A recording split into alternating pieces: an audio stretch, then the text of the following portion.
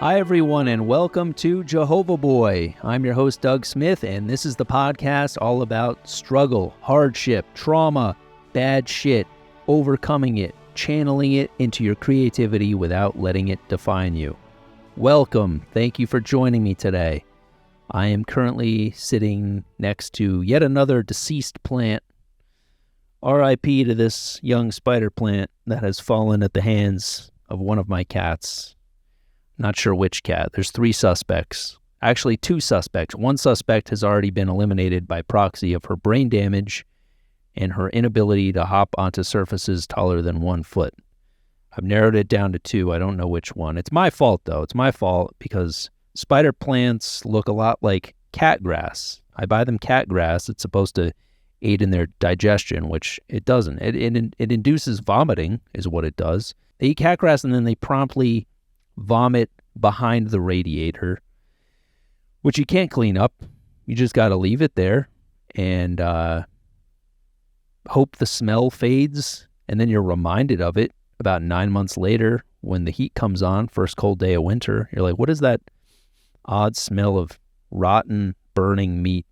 Oh yeah, it's the cat barf. Of course, I knew that was going to come back to haunt me. Plants and cats don't mix at all. I have 3 cats. I have about 37 houseplants last I checked. And, it's a game. It's a game trying to keep cats and plants cohabitating as one, with neither one dying. Because the plants get eaten and die. Cats can also die at the hands of toxic plants. I've been avoiding toxic plants this whole time, and I think I need to lean into it. I think I need to pick up a couple toxic plants to teach them a lesson and hope that they won't die. Hope that it'll just make them barf just enough that they might learn their lesson and stop eating my fucking plants. A little barf. Cats barf anyway. Cats love barfing. Speaking of barf, my guest today is my dear friend, wonderful human, hilarious comedian, Christi Chiello. Christi has a fantastic new show called Christi Chiello, A Working Title, presented by Nicole Byers. And I've not seen this show in its final formation, but I saw her working it out about a year ago. And I was very moved by it. It deals with her relationship with Christianity and her questioning her faith and her relationship with Jesus after the unexpected loss of her mother. Now, Christi loves Jesus to a, I would say, unhealthy degree. It's almost like he's the member of a boy band. I mean, I imagine her having like posters on her wall, writing "I love Jesus" on her binders in school. It's a bit of an obsession, I would say. I don't know if she still feels that way, but I'm pretty certain that at one time it was a bit of a boy band level obsession. I can't relate personally. I've never really had much of an affinity for Jesus. I'm not a fan of magicians, really, so I never really got it, to tell you the truth. I also was not raised to believe that Jesus and God are the same entity, as most Christians are. Jesus, God, Holy Spirit, the Holy Trinity. I was raised to believe that those are 3 separate things. So Jesus, whatever, that's not the guy to worry about. It's the big man that you got to worry about. The man who can strike you down with a fireball anytime, any place, if you fuck up and do the wrong thing, say the wrong thing, think the wrong thing. That's the guy I was trying to please. But yeah, Christi's relationship with Jesus, we talk about it. Jury's still out, I think, a bit on where she stands now. But it was nice to talk to a fellow member of the Dead Mom Club. First Evan Williams, now Christi Chiello. All members of the Dead Mom Club. My idea of God as a vengeful, punishing being has shifted now into something much different. My belief in a higher power is something that I've come to recognize as giving me guidance and allowing me to have a life that I never thought I would have. And when my mom died, I was devastated, of course, as one is prone to be when you lose your mother.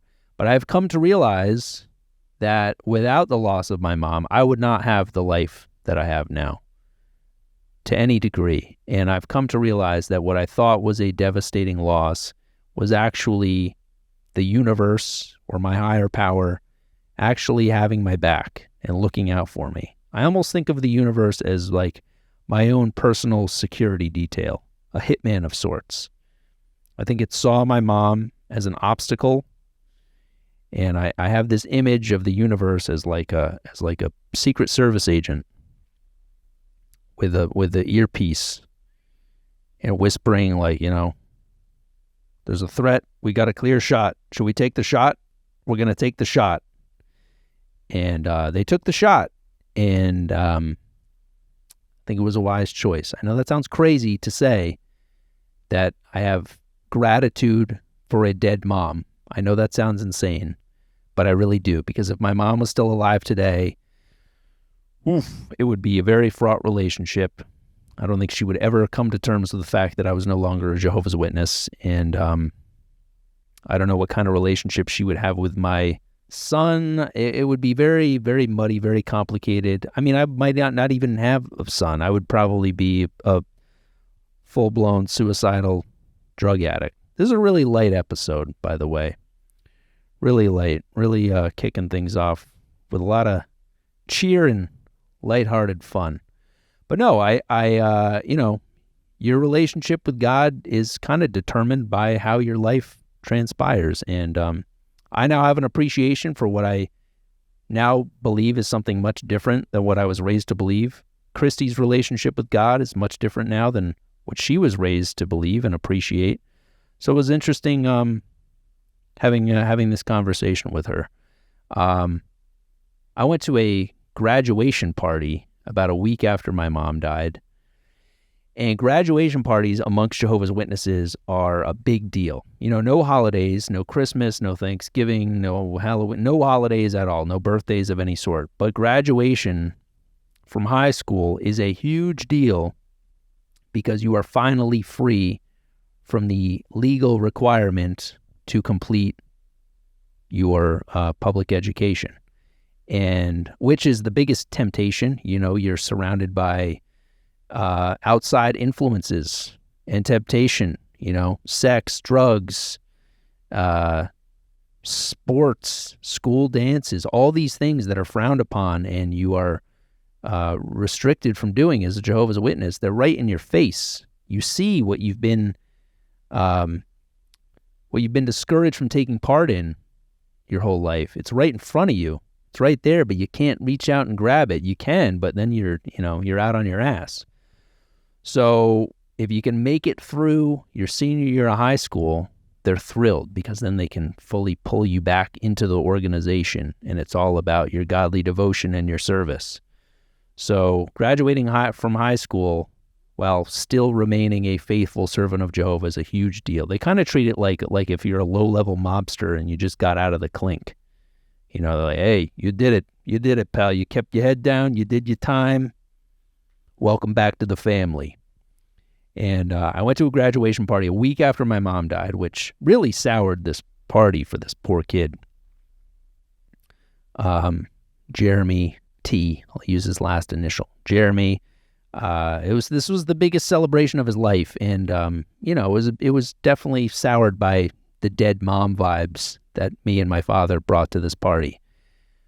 But it was funny because there were two receiving lines at this party, because this was also our first foray back into the organization. We hadn't been to a meeting since she died. This was our first foray back into the organization, back into association with members of our congregation, was going to this party. And there were two receiving lines. One, to greet Jeremy and congratulate him for finishing his stint in public school. And the other line was to offer condolences to me and my father. So one line for sorry, one line for congratulations. When in actuality, it should have been reversed, I should have gotten the congratulations. Hey, congratulations. Your mom's out of the picture. You're a free man. You can do what you want now. You did it. Who'd have thunk? The shackles have been broken. And Jeremy, of course, was desperately in need of the sorries.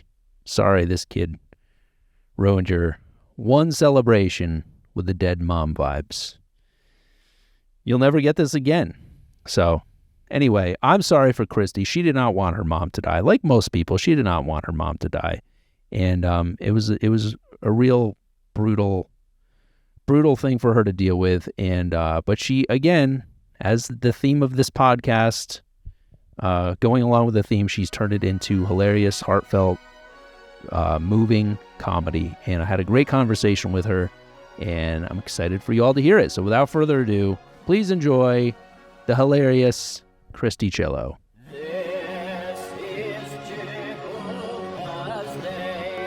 I was at like 9,000, I don't know, 700 something. So close. And numbers just kept like, I would get some followers and then it would dip down and then I'd get some more and then dip down. And then I was like, if you guys get me to 10,000 by New Year's Eve, I will drink a half gallon of eggnog. I will film myself drinking a half gallon of eggnog.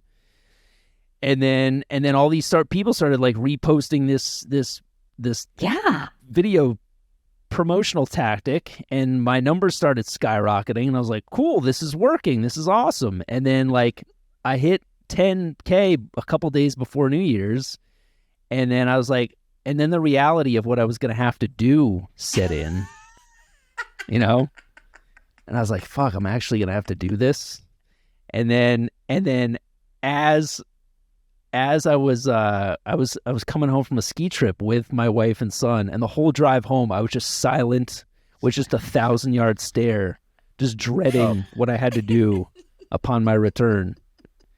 And Amy was like, "Are you okay?" And I was like, "Yeah, I'm fine, You're like, fine." No, I'm not okay. It seemed fun. Like it did not come across as like this crisis in your life where like I thought it was so fun. You look like you were having a ton of fun with it.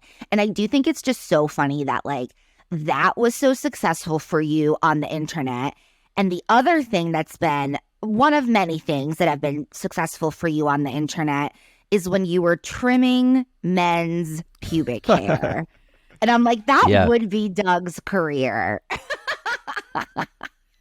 You know what's funny about that is like, so yeah, I did. This was this thing that's Comedy Central was doing these mini mockumentaries of like these strange professions and filming it like a mockumentary, very realistically done too. So I was like this Brooklyn ball barber manscaping men's pubes, and in this video like totally, I didn't write it or direct it or anything. They just cast me in it because I don't know. I guess I look like a fucking Brooklyn hipster barber.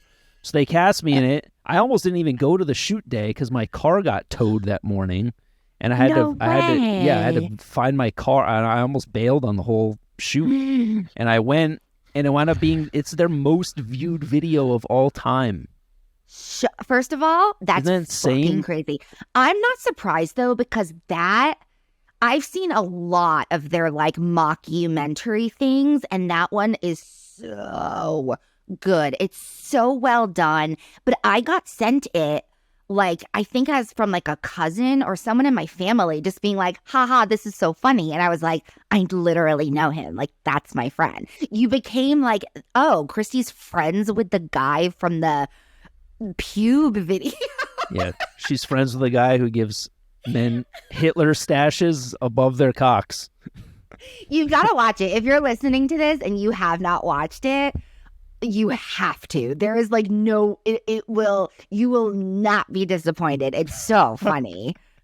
But the best part about it is like, so this video like blows up, and then I still, not quite as many now because it was, Jesus, how long ago was that? Like 3 years ago?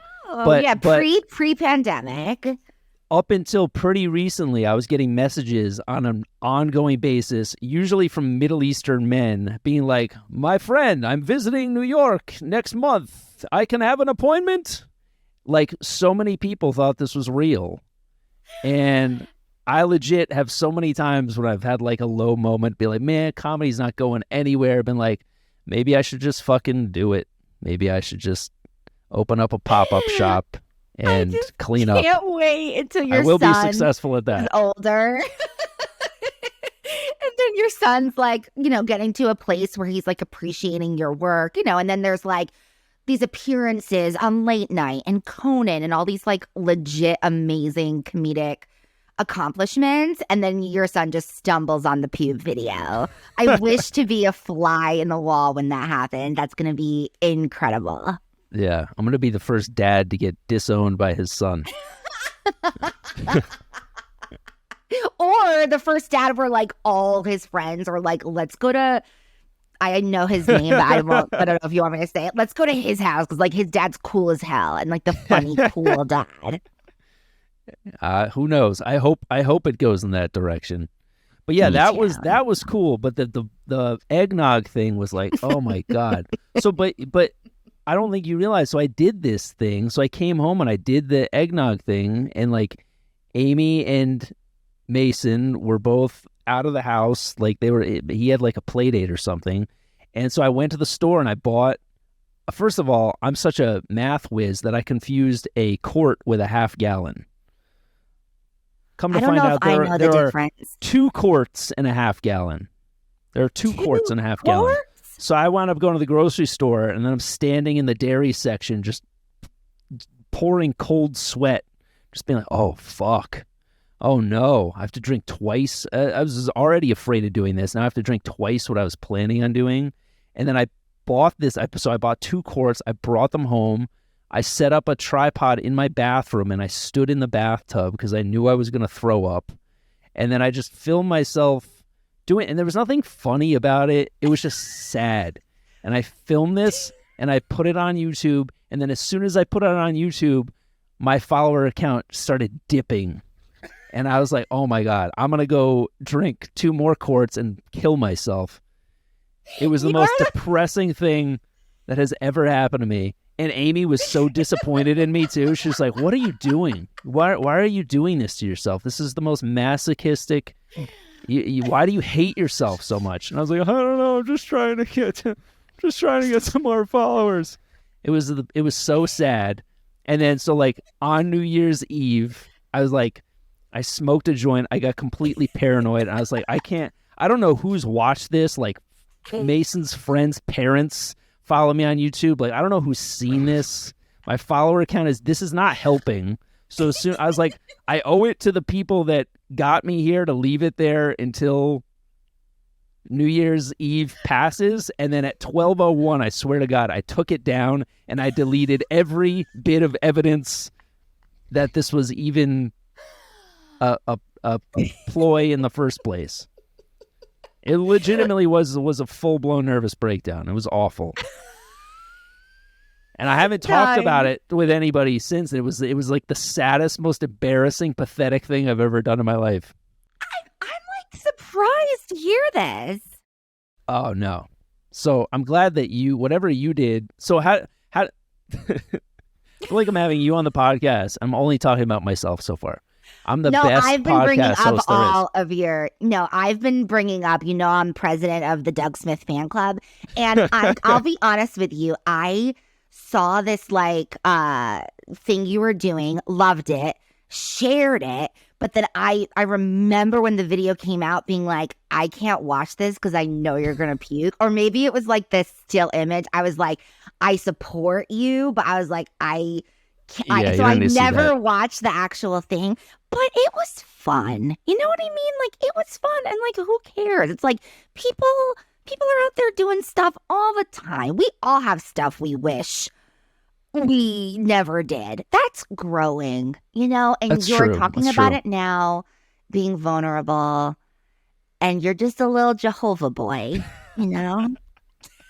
Title drop. I don't know. Maybe I should lean into it. Start an OnlyFans for barf fetishists or something. That's got to exist, Maybe. right?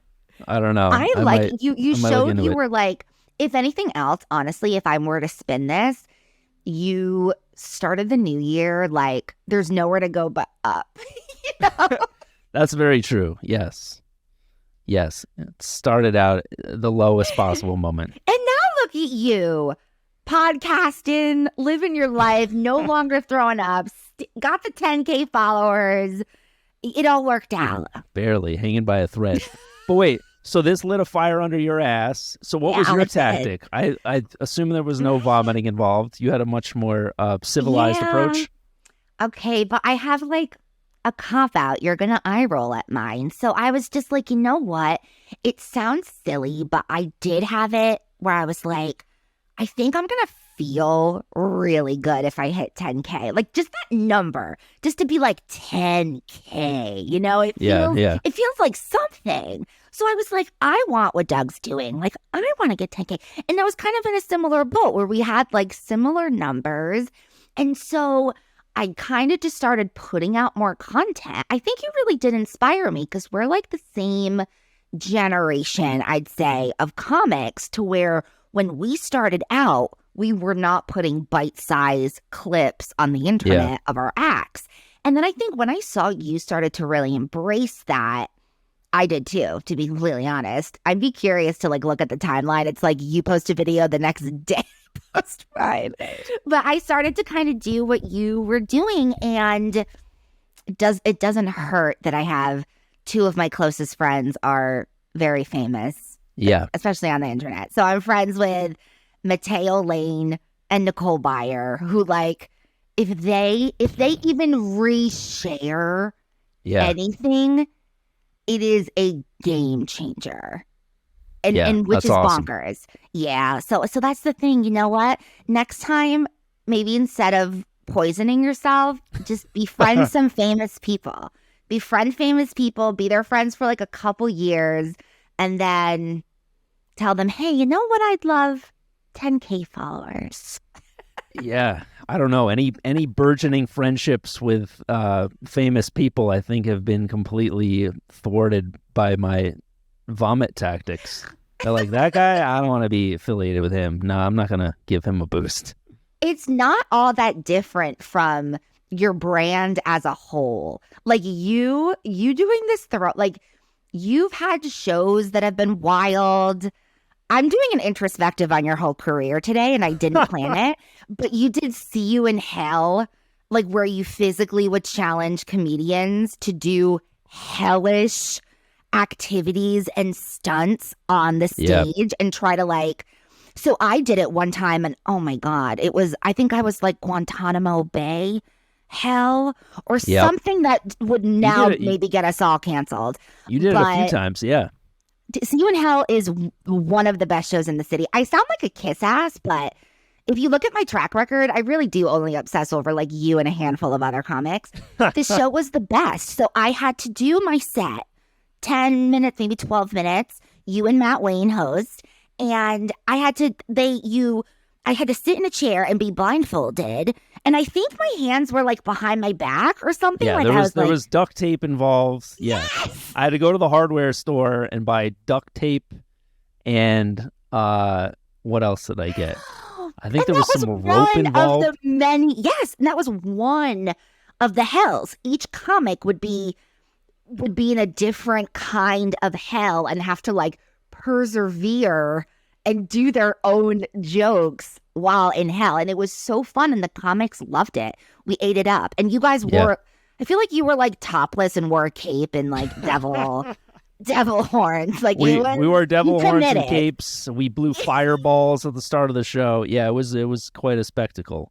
But yeah, we haven't done it in 4 years. We're bringing it back in June. We're having a reunion show in June. Yeah. Shut the fuck up. Yeah. Me and George, your producer, will be there. I haven't asked George if he's available, but I will find out from George, and we will be there. He's making the flight.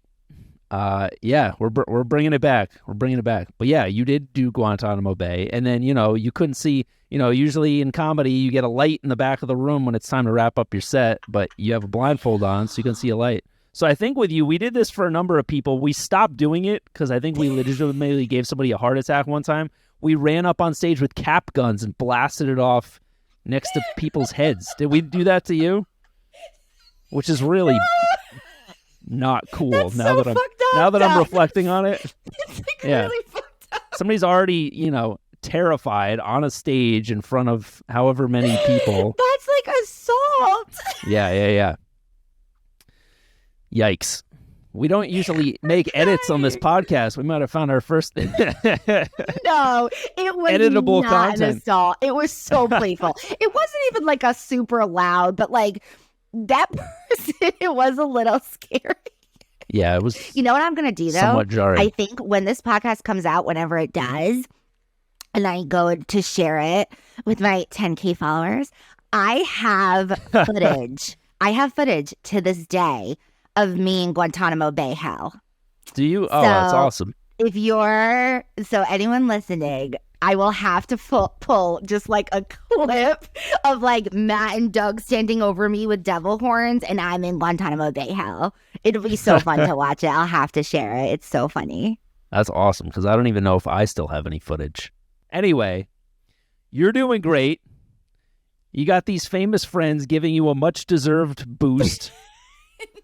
Seriously, like I think about that from time to time. I think she's got people on her side that adore her and believe in her that are successful. You're gonna be fine. You are on the rocket ship right now.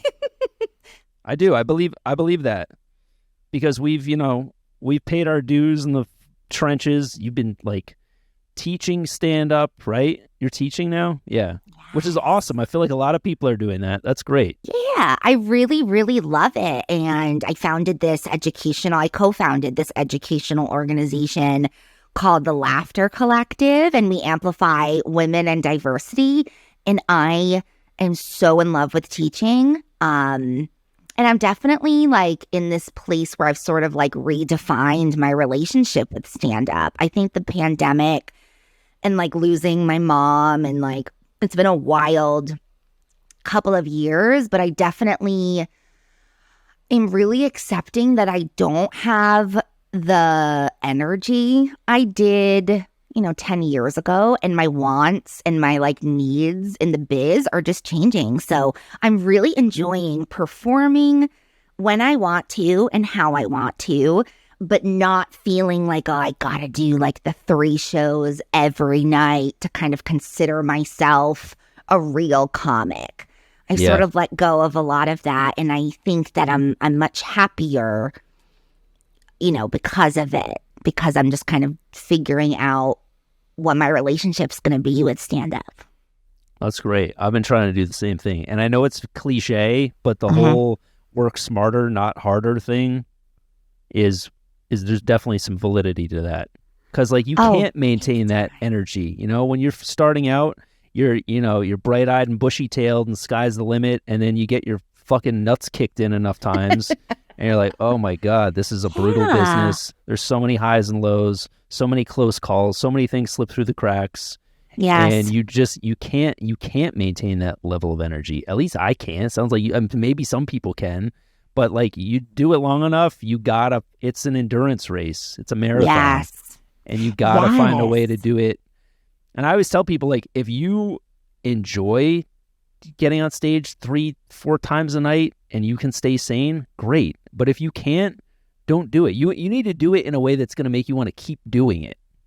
Yes. What is sustainable for you, and what are your specific goals, and being intentional about those goals. I think that like younger comics will hear the very good advice, which is get on stage as much as possible. And of course, there's validity and value in doing that. But I think sometimes it's really easy to lose sight of the why. Like, it's not about just getting your reps in. It's like, are you being intentional with each performance? Are you listening back to your tapes and like making edits? It's almost like quality over quantity a little bit, depending on your needs and wants.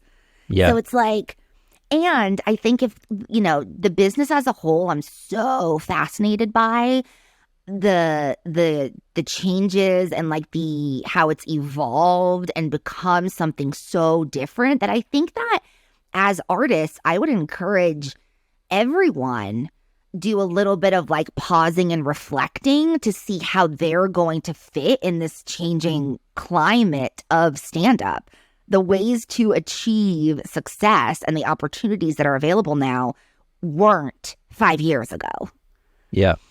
So it actually Absolutely. is bonkers because like you and I started and what? It was like about getting a Comedy Central half-hour special. That was a comedy special. Now Yeah. a comedy special is on a streaming service. And in 10 years, there'll be a new streaming service with even better comedy that's available now. So like it's constantly changing and it's really just wild. I think it's good to kind of assess and be like, what do I want? Where do I fit in this? And like what feels good? Absolutely. Yeah. And also like I've got to a point, and it sounds like you've gotten there too, of like I'll never stop doing just straight stand up. And I feel like I've threatened myself to quit every day, but I've been doing it long enough now that even if I did quit, my brain is just trained to think a certain way now, trained to think in jokes, you know? Yes. So like that will never leave me. So like I can't, I know I'm never going to stop doing just straight up stand up. And I also got to a point, it was like, I need to lean into like some meatier subjects. And that's why I'm leaning into like, Yes. working on a solo show about Jehovah's Witness shit. And you're It's doing a solo amazing. show as well. So tell us Yes. a little bit about how you got to this point, what it's about, what led you to this. So you and I have really connected over this because I'm fascinated about your upbringing as a Jehovah Witness, and I am Christian still, which is kind of bonkers. But I've definitely really like embraced it and sort of like I do with comedy, like define what it is for me, and so. It's always been like a part, I think, of the work I've done and in other solo shows and stuff, but I'm definitely leaning into it a little more in this new show that I'm working on because I just wasn't, sometimes I'm just not inspired to just keep doing like shorter sets over and over. I want to do a bigger piece, and so this one's about my like struggle with faith when my mom passed away, which we're coming up on. August will be 2 years since my Wow. mom passed, and we were just like so close, and it was just really sudden and tragic. And after, you know, being such like an energetic, like happy person and a comedian while that's happening is hard enough, but then I have this layer of like my faith and being like, oh, God's my best friend, but he murdered my mom. It's like it's just like it's really grappling with like what really for the first time having to like really question everything. It's like everything, what happens after you die, and all my beliefs that I have believed in, I've never had to question until this happened. And then it was really yeah, it's just been a wild thing. So that's what the show is about that I'm working on currently. So did you like turn your back on it for a second? Did you feel like God betrayed you? Did you feel like if I have a close relationship with God, everybody that I love will be safe because that's, you know, I've given him my devotion so he will protect my loved ones? Yeah. Yeah. It's fucked up because it's like it's the argument like, look, like organized religion is so obviously it's so divisive. There are a million things wrong with it. It's like corrupt in a lot of ways, but I'm not as pro religion as I am pro like God and like a relationship with like a higher power. I think a lot of people have it. They just call it like the universe or like karma or like whatever. It has all these different names. But yeah, I was really mad at him and I'm still really mad at him. Like I used to pray all the time. And it's funny because even like my sisters, like I've always prayed and my mom and I really connected with that. So like I would think, you know, if God forbid something happens to my mom, like I'm still able to talk to her, you know, because I believe in that. But I have not at all. I have been unable to pray and talk to my mom like that because it's like I'm so used to like having this channel be for God, and now this channel's to my mom, but that's like not I can't connect with that. I don't know from that. And also it's just like, yeah, it's made me question everything. I was just mad at him. It was Yeah. the whole, like, it's not fair. And it's the whole argument of, like, it's the same thing with, is there a God when children get sick and die? Like, it's these terrible things. And how do you justify it? And I don't know how. And I think it's just, like, looking for these answers that, like, there are no answers to. Yeah. But it just rattles you. Like, I think I just had the feeling of, I think the most upsetting, if I'm being totally honest, the most upsetting thing amongst all this was thinking, like, just praying that heaven is real and my mom is there, and not thinking, like, is that just something we tell ourselves to feel better? That's the hardest thing to me to grapple with, is, like, the thought that, like, when you die, is it just over? That is still, like, really hard to think about. It's heavy stuff. And this is a comedy show, which is bonkers. Like, I find a way to, like, make it funny, but it's heavy. It's really heavy. And I know, yeah. Wow. It's fucking heavy. And I appreciate you, Doug, because obviously your story is so, like, your show is so good. And I love when you talk about your experiences, but I appreciate that you've never in our friendship made me feel like silly or dumb to believe in something that I know you don't, and I appreciate that. Yeah. I genuinely believed in the silliest, dumbest shit you could possibly believe in, for a number of years. I mean, I think I started to really kind of question things once I hit my teen years, but I was successfully brainwashed for quite a while, Oh, yeah. And if you break down Jehovah's Witnesses' belief system, like, Scientology isn't any more crazy. It's like somebody just ripped the pages out of a sci-fi book and just kind of jumbled them all together and just randomly, selected different passages. So it doesn't make any sense. But it took me leaving, so when I left, and, it sucks that you joined the Dead Parent Club, but my mom died when I was 17 very suddenly. And that also made me question everything that I had been taught, because I too, like, my mom had non-Hodgkin's lymphoma. She got diagnosed when I was 13, and I used to pray every day, like, please don't let my mom die. Please don't let my mom die. And then that wasn't what killed her. She had a brain aneurysm out of nowhere. And so, like, when that happened, knowing that I had been praying, pleading, trying to maintain this close relationship with Jehovah, and then that happened, you feel betrayed. You feel completely betrayed. And, like, what was all that for? Uh-huh. So exactly. I very much I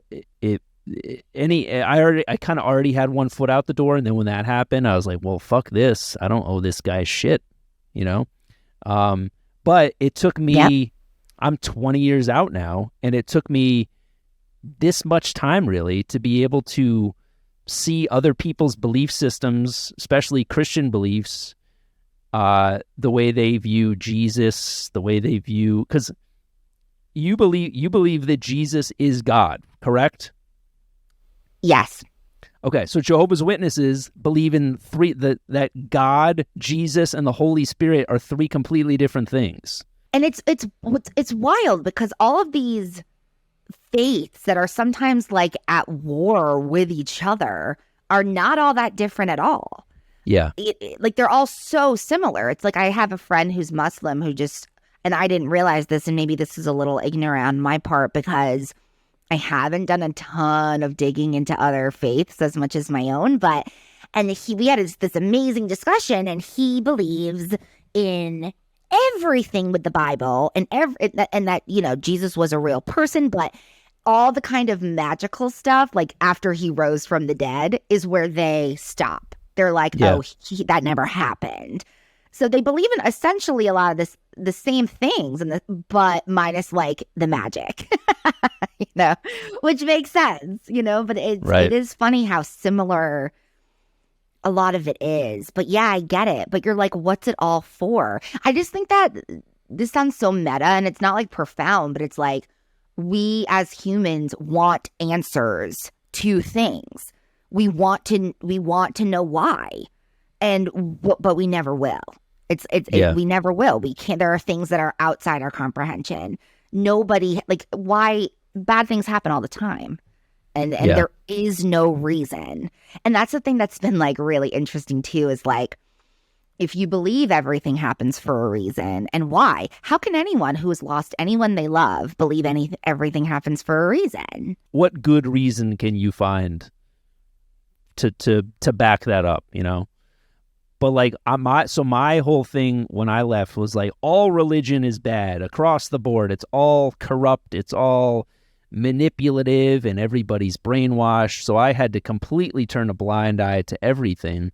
And now, as of recently, I'm one of those people that does that has been able to take comfort in not thinking of God as like this benevolent higher power or this being that's, you know, in Jehovah's Witness depictions, God is like this bearded spirit creature above the clouds. And now it took me a long time to like kind of erase that from my mind. So I am one of those people that believes in, you know, the universe and just energy. And when you die, that energy is channeled back into the universe, has to go.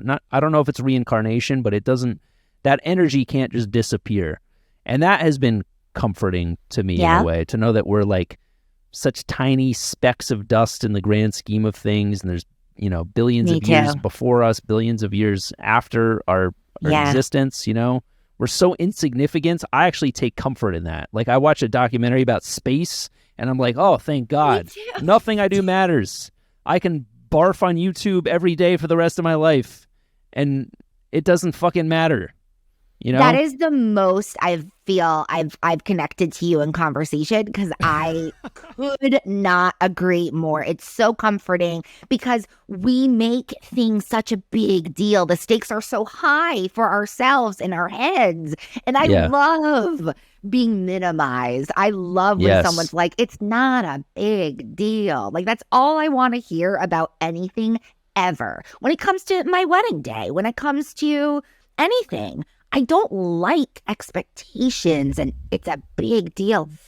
That's too overwhelming. So I agree with you completely. I love space. Right? Yeah. The solar system. So comforting.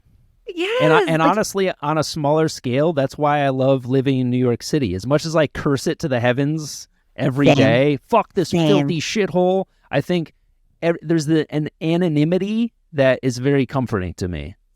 I completely agree. Like, nobody gives a shit. You're out on the street. You're just one of millions. No one cares. Yeah. No one fucking cares. And you're never going to be like the most something where you are. Because it's New York City. Even if you're having the worst day of your life, you're crying hysterically, you're puking on the sidewalk, there's somebody else doing that. You're not even the worst person on the street doing that.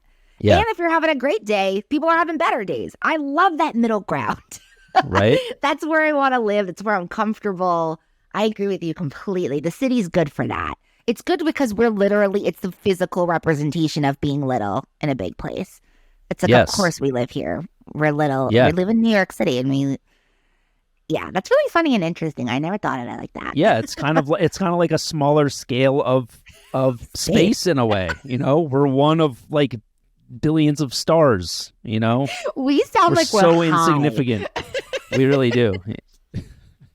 We sound gone. Like the listeners are like, did they smoke? Maybe people should smoke before listening to this so they can get like even more into it. I do love talking about heavy stuff. Like, I loved your show. Obviously, my show's heavy. It's like, it's funny how in my relationships, the kind of like small talk, I just don't. Maybe it's age too. I don't care. It's like, I don't want to know what you had for lunch. I want to know like what your trauma is. Right? Yeah. That's what I want. It's like, tell me what fucked you up as a kid. Let's get into it. And you know what I'm starting to realize too is like, I think that's not that uncommon. I think once you reach a certain age, your threshold for meaningless, because your mortality is just more and more the thought of your mortality is more and more prevalent. It's like, exactly. Yeah, I don't need to hear about that cool new lunch spot. Like, I'll never go there. I don't care. I'll never go there. But I think most people do want to actually get to the nitty gritty, but they think that that's like too much, and they're going to be like burdensome to other people. You know what I mean? But then whenever it actually gets down to brass tacks, it's almost like this sigh of relief of like, oh, all right, cool. You're just as kind of fucked up as I am. You have these bizarre, morbid thoughts too. It's comforting. So comforting. I love, I go to therapy and, in light of all this stuff, there's been so many, our family dynamic has changed so much. And I think one of the best things is when, my therapist will just be like, yeah, this is life. Everyone has these family things. Everyone deals with loss. And it is really comforting to know that we always think that we have the most fucked up thing. But that's what everybody thinks. Yeah. Yeah, absolutely. But you do have some crazy stories to tell.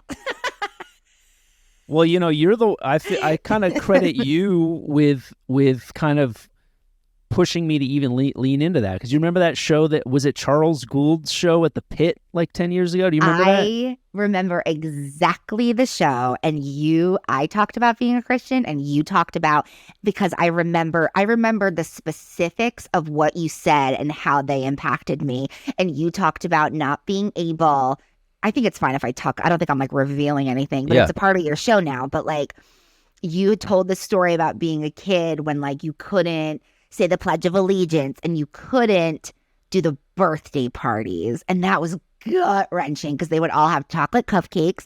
And you told a story about how your friends would save you the wrappers, and then you would lick the chocolate off the wrappers as this little boy who just wanted to fucking eat cupcakes at the birthday party. And then after you do it, you felt like you sinned, and then you had this sin jar or something. Not sins, but whatever they were called. Yeah, well, that was a different thing. That was a masturbation fund where every time I would masturbate, I put $5 in a jar to donate to the church, which, swear to God, is true. I probably built 24 Kingdom Halls with my jerk-off fund. Doug, they owe me. This show that we did was a long time ago, and I will never forget that story. Because it's so, and the way in which you talk about it, and this sounds really fucked up to say, because I don't know what I mean by this, but I know you're going to get it. It's I just knew you and didn't know any of that. And so you get that reaction where it's oh my God, this was you? You were a Jehovah Witness. People are shocked sometimes that I'm a Christian, They're just oh, but you seem normal. You know what I mean? Yeah. That part, the way in which you spoke, and it's you did a 10-minute set, so that when I saw you were doing a solo show about it, I was so excited because it's just so much. You have a million of those stories and your family history. It's fascinating. It's difficult to whittle down. I mean, you saw that. I couldn't even call that a solo show. That was couldn't even call that a work in progress. That was a doodle of a show. I had 38 pages of notes on a laptop. I got through a third of them in 45 minutes. I thought I could whittle 20 years of my life into 45 minutes. So it's real long, though. And long that's process. the process. That's the process. My friend Petey, Petey, he has a fantastic solo show. First time he did it, he set a date, he got through a third. So then he goes, I guess I'm making this 3-parter. But so I think that is a part of it where that's, you're workshopping it, and you never came out with I'm ready for Carnegie Hall. You're I'm doing this for the first time. Yeah. So your show that you're doing, have you been working on it incrementally, or have you been doing it have you done it in its entirety? Because I feel like I saw you at Union Hall, was it a year and a half ago? It was your first time back in I think it was your first time back in 6 months or something like that. Yeah. And you were so worried that you're going to be rusty. And first of all, you packed the place out and you fucking killed. You killed with all new stuff that I never heard before. And so I mean, I was super impressed. So have you been working on it like incrementally, like in stand-up sets, or are you trying to keep this separate from like your regular stand-up? It's funny because hearing you ask that question makes me think, oh, that is really smart and I should do more of that. I haven't. This is like a completely different thing that I've written. Some themes are a little similar, and maybe I'm still finishing the writing of it, which I'm hoping to finish this weekend. So I think if there's, you know what? No, now I'm saying it out loud. I think it's too weird to like pull parts of it and do it on stage. And that could definitely work. I mean, Allison Leiby has a fantastic solo show, Oh God, a show about abortion. And she would pull parts of it and workshop it at her shows. Yep. And that's a really effective technique. But I think because, well, I don't know though. I mean, her show was about abortion, but you think like, because you with an audience, you got to kind of warm them up to talking about death. And so it's hard to condense that in the context of a bigger show. So I'm not sure, but so far I haven't. It's a really different thing. And this is very different than my last solo show, which was a bit more like production value, like songs and like musical tracks and just like lights and like a jazzy costume. And this is nothing. It's like an MTV's Unplugged. It's like nothing. I'm just talking. And it's not even like kind of Christi 2.0, which is like what I bring to the stage where I'm like, this is my real voice. But it's like amplified a lot more than it is now. It's not that kind of heightened Christi. It's like a scaled back Christi. So I'm like really curious. Like I'm curious what Dave's going to think. I'm curious what like my friends who know me will think. I think they'll either like it or they'll miss kind of my old energy. This has a very different energy. Mm-hmm. Yeah. Well, I don't know. I think from what I've seen so far with you and with other people kind of leaning into more personal stuff, I mean, that's always going to resonate more with people. It really is. I guess you're right. Because, yeah. I feel like it's not, I don't know. I feel like being kind of quippy and funny and coming and like writing formulaic jokes. And like I said, I'm still probably going to keep doing that till the day I die, but it's much more meaningful to an audience to have to kind of like take more of a deep dive. And I feel like people want that. They really do. People really want you to go within and kind of rip yourself open. Not that you have to be like an exhibitionist necessarily, but like they want to know what you really what they want you to really tap into something deeper, I think. I think so too. I think that was really well said. I think I'd be curious your thoughts on this. Like the internal struggle I have is making sure that it's not too self-serving. Yeah. Making sure that I don't have to put money in my jerk-off jar because I've done, like, making sure that I'm doing it with the intent of connecting with people and not just airing my own shit so I feel better. Yeah. You know, that is a tricky, because I don't like when I feel like comics are doing it when they're like, oh, this is my therapy. I always think, no, go to therapy. Like, this shouldn't be your therapy. So I don't want that feeling, but I do think to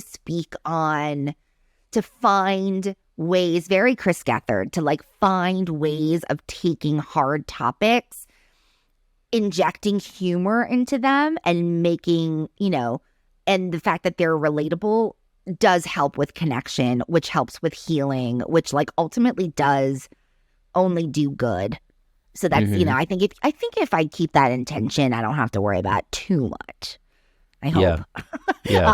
Maybe we'll do the podcast again in 6 months and say, oh, that'll be my like vomiting on New Year's will be the show. Yeah, I know what you mean. And we've, first of all, I've had Allison on, I had Gethard on, and we talked about it. There's a fine line between solo show, like quality solo show, and just a therapy session where you're just regurgitating your trauma onto a unsuspecting audience. Yes. There is a fine line there. So I totally get that. And That's that's so my funny. biggest fear as well. I don't want people to just be like walking out of the showroom just shell shocked, like, oh my God, why did he fucking tell me all that? But it's funny because it's like when I hear you say that, or if I hear a friend say that, I never feel that way. So I don't know why I'm worried about it myself. The audiences won't feel that way. They will champion the vulnerability. Right. I think I so. do believe that. Yeah, and just from what I've seen with people that do it well, again, there's a caveat to this. People that do it well and are able to walk that line, when they do it well, I feel like the response to that is kind of unanimous. People really respond to that more than anything else because you're really being a human, and that's hard for most people to do, to be vulnerable and expressive in an articulate, clever, condensed way, where you're able to trim the fat and deliver something that can really resonate and is relatable to people. So you talked about your friends seeing it and other comics. How do you feel about your family seeing it? Oh my gosh. So it's funny because my dad and my older sister are coming to see it. And I'm going to have to give them more of a disclaimer. I gave them like a little bit of like, hey, I talk about this, but I think I'm going to give them some warning. They will not be like, they're not really in it. There's nothing they'd be like offended by. My only concern is like if it'll be like, I don't want to make my dad want to cry, or I don't want to make my sister cry. So it's like, that's my only concern. But I don't think, but it's different. It's like you saw me do a show where I've actually stopped talking about this. So I have, and it's I have family ties to a very popular strip club where I'm from. Yeah. And I've actually said, it's such an interesting thing, and I submitted a tape for The Tonight Show and I did not get it. But I had to really reconcile with that. And I realized that's not something I don't think like making my television, my, primed, my debut. I don't know if I'd want to out the specifics of what was in that joke. So I did, you want to be mindful. And I do that constantly with Dave, is just kind of gauging like, I want to be respectful of my soon to be husband. When I used to have jokes about being a hoe and like fucking everything that walks. And it's like, well, I don't want my now mother-in-law to like hear that his son, And of course I'm exaggerating. I didn't fuck everything that walked. But, you think about it and you're like, I want to be respectful, but also tell your truth, And I'm sure you with your show and your family, like, how has that been for you? Well, luckily, my family's very unsupportive. No, my siblings, I'm not really worried about. My dad, I think there's some things that I wouldn't want him to see or hear. But luckily, he's 92 and he doesn't even know what the fuck the internet is. So thank God for that. Won't thank have God for that. to see it. No. Somebody would have to pull it up on their phone and show him, and he'd be like, I don't have my goddamn glasses, and he'd have to spend 20 minutes rummaging for his glasses, and then I'm not too worried about it. But I have thought about that. I have thought about like, oh man, like, because when my mom died, he, we both kind of went off the rails, and he became a full blown, he after 30 years of not drinking started drinking again. So it was bad. It was really, really, really messy. And I'm not meaning to throw him under the bus, but I feel like there's an element there that plays into my whole decision to leave, and absolutely. It's another fine line. You do need to tell things like they are, but you also, like, your family didn't sign up to be thrown under the bus and have all their dirty laundry aired as well. You know what I mean? Like 100%. Like, you are going to wind up talking about them, but you don't Right. want to humiliate them or shame them. It's hard. Exactly. It's hard. Very hard. It's very hard. And it's like keeping the focus on us will always help, right? So it's like not making them the butt of the joke. Yeah. That's like a punching down that we wouldn't do, but we don't. You know what I mean? Like they can be supporting characters in our story. They just can't be the story, the joke. Right. That's kind of just like about them. So I try to keep that in mind. But yeah, it's tricky.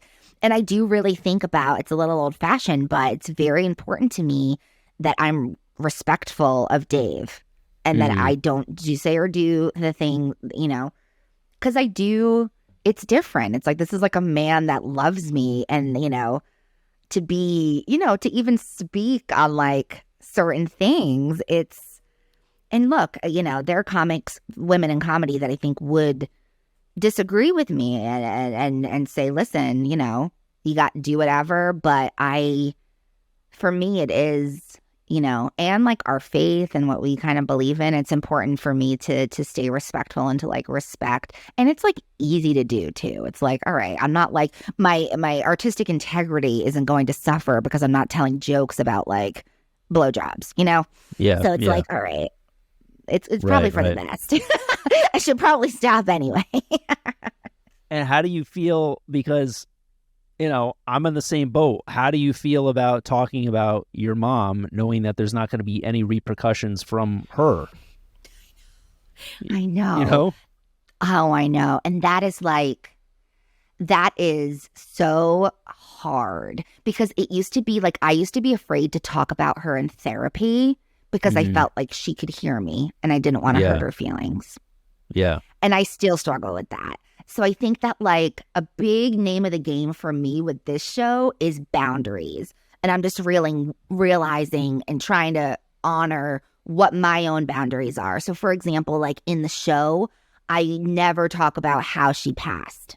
I never talk about like certain specifics of like just sort of the actual details of what happened, because I don't think that's important. It's just, I'll talk about the loss, but my boundaries are I don't need to tell anyone how she died. Yeah.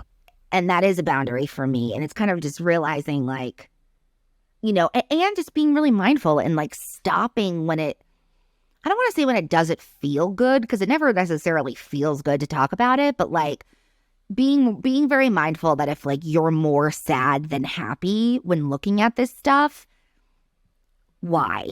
What we're doing as comics is hard enough that like keeping in mind that this shouldn't make us feel bad all the time. And maybe if it does, then that, taking another look at it. Right. Yeah. Does that make sense? Yeah, absolutely. I feel like, because I talk about, because Jehovah's Witnesses inherently, it's a crazy religion. It's a crazy belief system. But my mom is really the one that was the dictator, so to speak. She was the one that was enforcing everything. So a lot of my anger and resentment is really more toward her than Jehovah's Witnesses as a whole. And so at the same time, like there are going to be elements in my show where I'm talking about it and people I'm sure are going to be like, man, what a fucking horrible bitch. And I have to kind of be okay with that. But also what I'm trying to do now is kind of pull it around full circle and realize that now that I'm a parent, she really was trying to like save me. This is really what she genuinely believed. And she was genuinely believed that she had like a cheat code on life and that she was saving me. So it was really, I do believe it was as crazy as it was, crazy and fucked up and restrictive and oppressive as it was. I do believe it was done out of love. And I do kind of even understand how she could get to that point of like embracing that and be like, oh, great. This is what we have to do. Guys, I found the secret. Follow me, Yes. And so like I've through being a parent, it wasn't until I became a parent that I was really able to kind of forgive her and let go of that resentment. to That's see how fascinating. she would have come to that.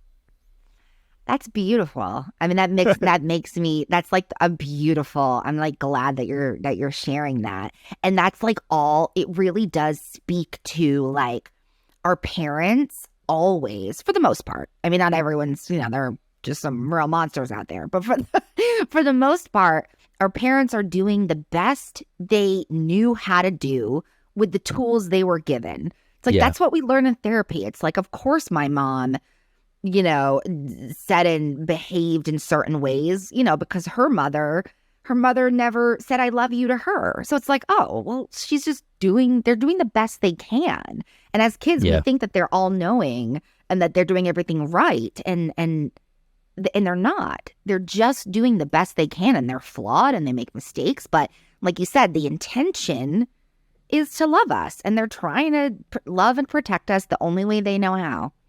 Yeah. Yeah. And I used to feel like that was such a cop out to hear like people say to you, oh, they're doing the best they can. Like, really, I think they can do better. But That's funny. no, I really do genuinely believe that. And, like I have I to do grapple too. with the fact that like I do think I'm a good dad. I really am doing my best. There's nothing more important to me than filling that role to the best of my ability. And I'm sure when Mason's older, he's going to have a fucking laundry list of gripes Totally. with me that he's going to be talking to a therapist about.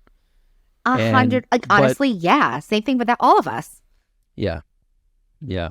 But also like knowing in my heart that I have to be okay with that. I have to be okay with knowing that I'm doing the best that I can. I'm still going to fuck up plenty of times, across the board. Luckily, he knows. I try not to tell him too many horror stories, but he does know about my upbringing. So I think that he realizes that he's got it pretty good. Nice. Nice. It's like at least exactly. every now and then, if he's like complaining, like the other day, he had a half day from school and then he was bummed out because like he wasn't able to hang out with one of his friends. He was like, "This is the worst half day ever," and I was like, "Oh yeah, I bet I can make it a whole lot worse. You want to go to a Jehovah's Witness meeting with me tonight? You want to go to a meeting? You want to go knocking on doors this weekend?" He's like, no. So I hate when I slip into that, but I do sometimes. I think that's really funny. And it's like, it keeps things in perspective. And it's funny that that's like how you're doing it. It's like growing up, it was like, I can hear it's like, well, I used to walk to school in the snow uphill. Yes. It's like that's my your version. Yeah. Yeah, walking to school uphill in the snow sounds like a fucking delight by comparison. And I had to knock on someone's door when I got to the top of that hill and have them slam it in my fucking face. Yeah, so I don't want to like, transmit that trauma onto him, but I do think it's important for kids to have perspective on like other kids having a whole lot worse than you do. And for what it's worth, and I'm not a parent, so I really shouldn't speak on this, but you're also raising your son in New York City where he sees so much. So it's like New York City kids are, I've nannied for a lot, and they can be so inquisitive, and you have to have the conversations sooner than you want to based on what they're seeing. When they see an unhoused person who is acting erratically, they will ask questions, and then you're kind of forced to have these dialogues. So I think that, I can only imagine that, honesty is, I think it's great to just be transparent and honest about all that stuff, especially to like, kids here. Yeah, absolutely. Well, we should probably wrap up because I was told by the higher ups that listenership after an hour of podcasting takes a major nosedive. Did you know this? I didn't know this. No, I don't know anything about I kind of podcasts. figured, but I'm really excited to see your show. You're the best. Thank you. I adore you. This was the best day of my life. I adore you too, and I'm really excited for you and happy for you, and keep milking those millionaire friends for all they're worth. Oh, I will. There you have it, folks. Christi Chiello. the Jesus freak herself, former Jesus freak. I don't know. I can't call her a freak. That's mean. She was a bit of a Jesus freak. I don't know. It'll be interesting to see how her relationship with Jesus transpires now over time. But it's always a relief for me. It's always reassuring to hear people talk about questioning their faith. Something that you once took to be true, undeniable, to have something that makes you question things, your entire belief system. It's part of life. Anyway, please give her a follow on Instagram at Christi Chiello, and make sure to check out her show, Christi Chiello, A Working Title. It's fantastic. Thank you guys so much for tuning in. Make sure to subscribe to my YouTube for extended clips, youtube.com/@WhoDougSmith. Give us a Patreon. Give us a follow. You don't follow people on Patreon. You subscribe. Subscribe to the Patreon if you want full ad-free access to full-length video. Join the Patreon. Patreon.com/JehovahBoy. And if you have a story from your own ultra-religious, extremist religious background, we would love to hear it, because we're going to start doing a couple of solo episodes where I read listener emails and do a couple of AMAs. So we would love to hear from you.